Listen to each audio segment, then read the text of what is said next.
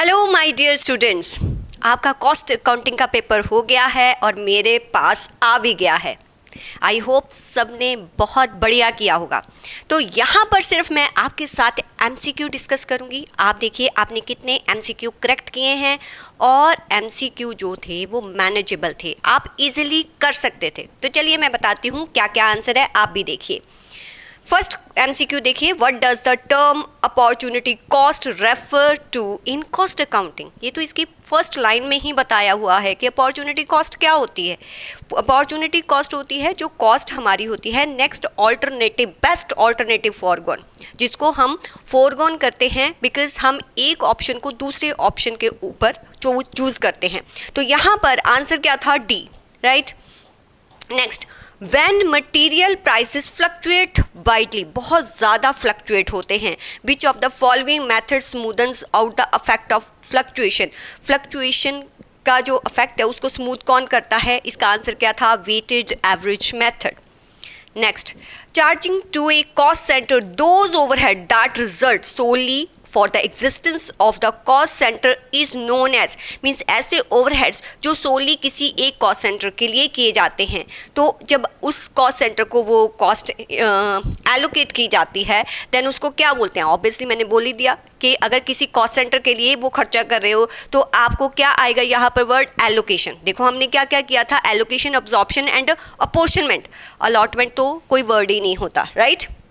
तो अब जो हम अपॉर्शनमेंट कब करते हैं, जब ऐसे एक्सपेंसेस होते हैं जो कॉमन होते हैं। एलोकेट कब करते हैं, जो डायरेक्टली किसी कॉस्ट सेंटर के लिए किए जाते हैं। एंड अब्जॉर्प्शन क्या है, वो तो आप प्रोडक्ट पर कैसे अब्जॉर्ब करवाओगे, ठीक है। तो ये तीनों टर्म्स की हुई थी हमने। व्हाट डज कैश 15 कवर, ये तो आपको कैश पूरे करवाए थे और बिल्कुल रटवा भी दिए थे कि कौन सा कैश किससे बिलोंग करता है। तो ये कौन सा था, सेलिंग एंड डिस्ट्रीब्यूशन ओवरहेड।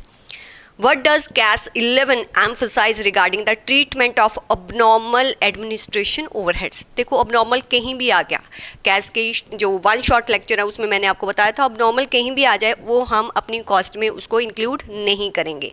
तो बी था इसका answer. Next, AB Limited pays a royalty of 5 lakh to a state government on the basis of a production। ठीक है, जितना प्रोडक्शन करेगी, प्रोडक्शन जितना करती है उसके बेसिस पे जो रॉयल्टी दी जाती है।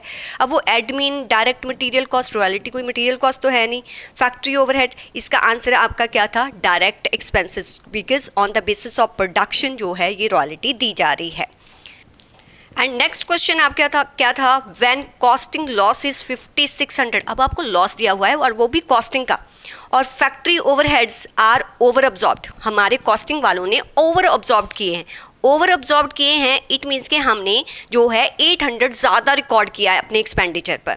आपको फाइनेंशियल अकाउंट्स का जो है वो प्रॉफिट और लॉस बताना था। अगर हमने फाइनेंशियल अकाउंट्स के लॉस पर पहुंचना है, जब प्रॉफिट पर पहुंचना है, हमने ज़्यादा एक्सपेंसेस रिकॉर्ड किया है, इट मीन्स उतने से उन्होंने कम किया होगा। अगर यहाँ पर 5600 लॉस है तो 800 का ज़्यादा एक्सपेंस है तो उतने से मेरा लॉस जो है वो कम हो जाएगा, -800।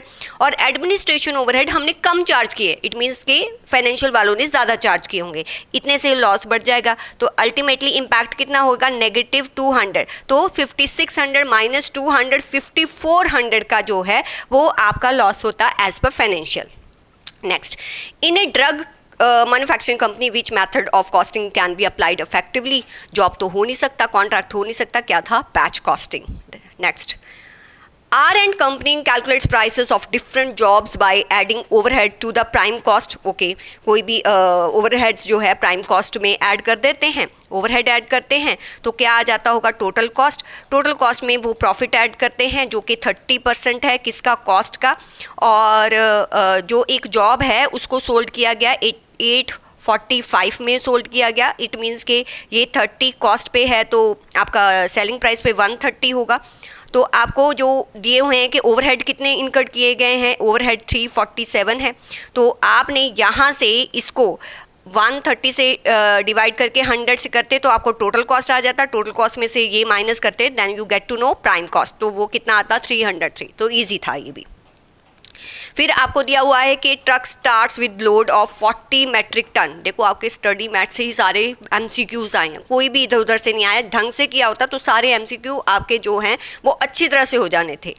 देखो क्या कह रहा है कि आपका 40 metric ton of goods station X से स्टार्ट होता है, 40 यहाँ पर ये टन्स है, और इट अनलोड 16, वाई पर जो है ये 16 अनलोड कर देता है, वाई स्टेशन पर 16 अनलोड कर देता है।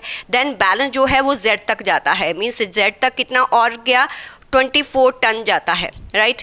And it reaches the station X with a load of 32 metric ton loaded at station Z.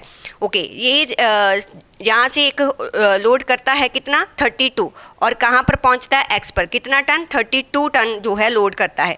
Distance सबका दिया हुआ है, इसका एक्स टू वाई जो डिस्टेंस है वो कितना दिया हुआ है, 40, इन दोनों का कितना डिस्टेंस दिया हुआ है, 60, इन दोनों का कितना दिया हुआ, 80। अरे सबको मल्टीप्लाई कर देना था, सबको मल्टीप्लाई करके जो आता वो आपका किलोमीटर मेट्रिक टन है। ये तो आपने जब ऑपरेटिंग कॉस्ट के क्वेश्चन किए होंगे वहीं आ जाता है आपका।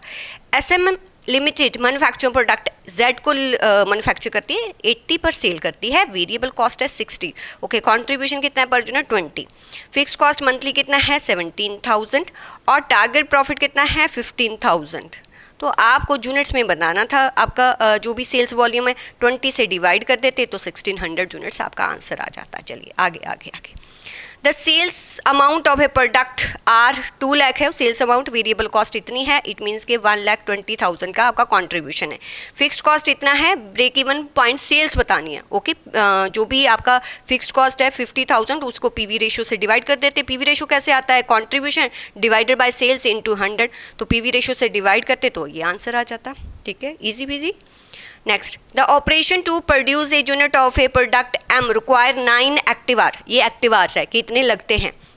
Budgeted ideal 10% of total paid for is to be incorporate करने हैं आपने for all the product. The wage rate 8 है, स्टैंडर्ड, आपको स्टैंडर्ड बताना है, अगर एक्चुअल बताना होता तो ये होता, स्टैंडर्ड बताना है। ठीक है, स्टैंडर्ड कैसे निकलेगा आपका, स्टैंडर्ड आर्स कैसे निकलते हैं, 10% हमें इनकॉर्पोरेट करना है, इट मीन्स इसमें 10 नहीं है, दिस रिप्रेजेंट टू 90 इंटू 100, तो 10 आवर्स इंटू एक आवर का 8 देते हैं, तो आपका कितना स्टैंडर्ड वेज कॉस्ट आ जाता है, 80। फिक्स्ड कॉस्ट ऑल क्या बोलते हैं, फिक्स्ड कॉस्ट को, वेरिएबल कॉस्ट को अगर हम प्रोडक्ट कॉस्ट बोलते हैं तो फिक्स्ड कॉस्ट को पीरियड कॉस्ट बोलते हैं, फर्स्ट लेक्चर्स में ही बताया गया है।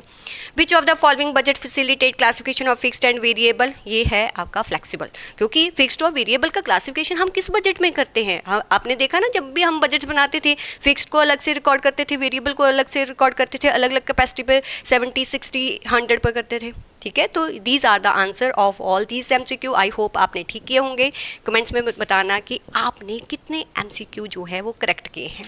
बाकी जो आपके लॉन्ग क्वेश्चंस हैं वो भी मैनेजेबल थे, उनको जो है डिटेल में मैं नेक्स्ट वीडियो में डिस्कस करूँगी। ओके बच्चा, थैंक यू सो मच।